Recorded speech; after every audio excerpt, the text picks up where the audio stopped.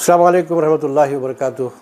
दोस्तों, बुज़ुर्गों, ख़ास तौर से नौजवानों, आज हम बात करेंगे जो असम्बली सेशन तारीख़ में सबसे कम वक्त पे इख्तिताम को पहुंचा पिछले रोज़, उसके बारे में बात करेंगे कि आखिर इतना छोटा जो एपिसोड होता है जो हम रोज़ देखते हैं व्हाट्सएप पे, उसी तरीक़े से असम्बली सेशन भी हुआ।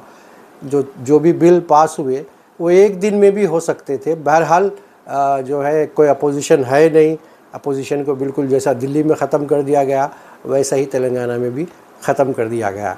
तो बहरहाल जो भी बिल से उसको पास हुए और कोई उस पर फ्रेंडली पार्टी ज़्यादा बोल नहीं सकी या फिर कोई इशू आ नहीं सके। पहले से पूरी तैयारी थी उसकी कि असम्बली किस तरीके के अंदाज़ की चलेगी और फिर कौन इस पे बात होगी या नहीं होगी। देखिए, ये जो पॉलिटिक्स है ये तो नौजवानों के समझ के बाहर है।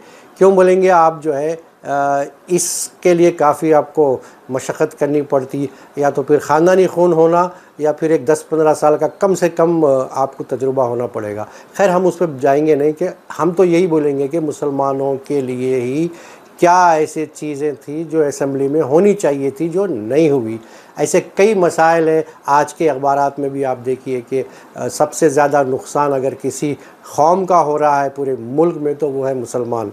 आप देखिए किसी किस्म की भी डिबेट नहीं हुई, ना कोई प्रपोज़ल हुआ, ना कोई भी बात नहीं हुई।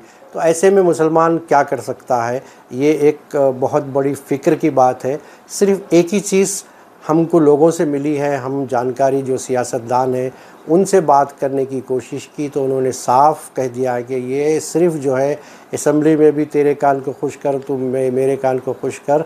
अखबारात में भी वही सिलसिला कई साल से चल रहा है, लेकिन समझ में लोगों के अब आ रहा है। तो अब इसमें एक ही चीज़ बचती है कि वो है अदालत। यानी आपको यहाँ अगर क़ानून में आपको जो डेमोक्रेसी में जो गुंजाइश है वो आपको अदालत के साथ ही आपको इंसाफ मिलने की उम्मीद है। अब रही बात, देखिए वहाँ भी नहीं मिलेगा या फिर कहीं नहीं मिलेगा, बल्कि खाली होटल के पास या फिर दोस्तों में कोई खाने के टेबल पे होटल में फ़ोटो डाल के डिस्कस करने से बेहतर है कि हम जो है 4 आदमी 5 आदमी जो चंदा जमा करके हाई कोर्ट या फिर सुप्रीम कोर्ट भी जा सकते हैं। ऐसा आप काफ़ी वकील जो है इस वक्त जो है इस काम को करने के लिए तैयार है। आप मशवरा कर सकते हैं। दिल्ली में जैसे मुसलमानों के लिए लड़ने वाले सलमान खुर्शीद हैं, जो है हमारे चिदम्बरम साहब हैं, ये बड़े बड़े लोग हमेशा से मुसलमानों के बारे में आगे आते हैं। तो शायद ये भी आज़मा के देखिए, क्या मालूम हो जाता सेकुलरिज़म डेमोक्रेसी में किसका हक़ ज़्यादा होता है।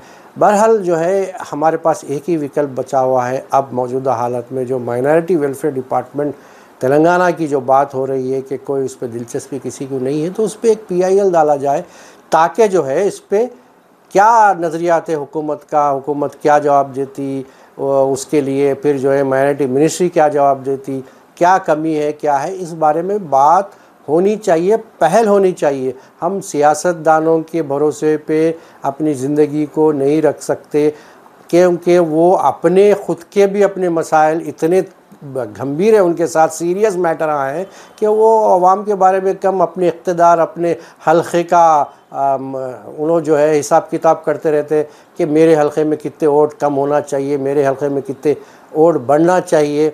आने वाले दिनों में जो है इलेक्शन क़रीब होता है, तो 2 साल से ये मसरूफ़ियत चली रही, अब तो बिल्कुल चरम पे है कि किस तरीके से जो है इलेक्शन जीता जाए और किस तरीके से अपोजिशन को कहीं ना कहीं से रोका जाए। तो आप भी अपनी एक स्ट्रेटजी की तहत जो है जब भी आप इलेक्शन करीब आता है तो एक प्लान करके रखिए। ख़ास तौर से मैं आपको बहुत अहमियत की बात ये बताना चाह रहा हूँ, इसमें ख़ास तौर से जो MBBS पास करे जो नौजवान हैं वो साइंस में माहिर होते हैं, ऑपरेशन में माहिर होते हैं, साइकोलॉजिकल में माहिर होते हैं, दिल की धड़कन को समझने में उनको आसानी हो। तो ख़ास तौर से जो दीनी दर्द रखते हैं, कौम का जो दर्द रखते हैं, अहले सुन्नत जमात हो या किसी किस्म की जमात हो, माशाल्लाह से जो सुन्नत की दाढ़ी वाला रख के ऑपरेशन करते हैं, तो ये महकमा भी जो है माइनॉरिटी का आपके दीन भाइयों के लिए है।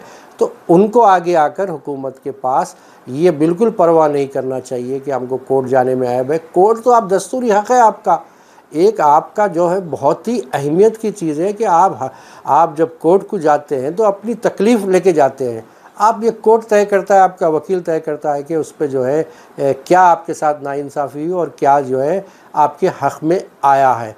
तो मैं नहीं समझता कि मुसलमानों के साथ जितने सुप्रीम कोर्ट और हाई कोर्ट में वक्फ प्रॉपर्टी होने दीजिए या किसी एजुकेशन की या परसेंटेज के बारे में होने दीजिए, रिजर्वेशन की, आप ऐसी कोई हमको मिसाल नहीं मिलती जो हुकूमत की जानिब से, तेलंगाना हुकूमत हो या आंध्रा हुकूमत थी या हमारे देश भर की जो हुकूमतें हैं अलग अलग स्टेट में, कि मुसलमान के फेवर में दिया गया।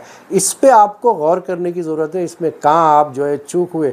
आप हाथ पे हाथ रख के आप सियासी लीडर के ऊपर नहीं रहते हैं, हालांकि होना चाहिए, क्योंकि जब सियासी लीडर आपके पास आता है, इलेक्ट होता है और फिर जाकर कसम खाता है कि मैं दस्तूर की पाबंदी करूँगा, मैं गरीब आवाम के लिए मदद करूँगा, मैं अपने जो है एहतजाज करूँगा जो अपने हक़ के लिए, मगर जो है ये सब उल्टा होता है। आप देखिए, आप जब भी जाते हैं तो या तो फिर जो है उनके अपने मसाइल हैं, इलेक्शन के होने दीजिए या फिर कोई एक ज़मीनात का मामला होने दीजिए या हल्के को बढ़ाना है, कम करना है, ये बहुत सारी चीज़ें होती। बहरहाल मैं आपको यही बोलना चाह रहा हूँ कि हम बजाय जो है अखबारात और टीवी पे या फिर असम्बली की डिबेट सुन के अपना कानों को खुश या फिर दुख और आँखों को तकलीफ़ अखबार पढ़ के, टीवी देख के, इससे बेहतर है कि आप कोर्ट का दरवाज़ा खटखटाइए।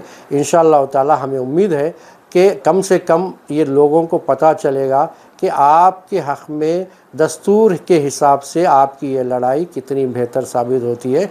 अस्सलामु अलैकुम व रहमतुल्लाहि व बरकातहू।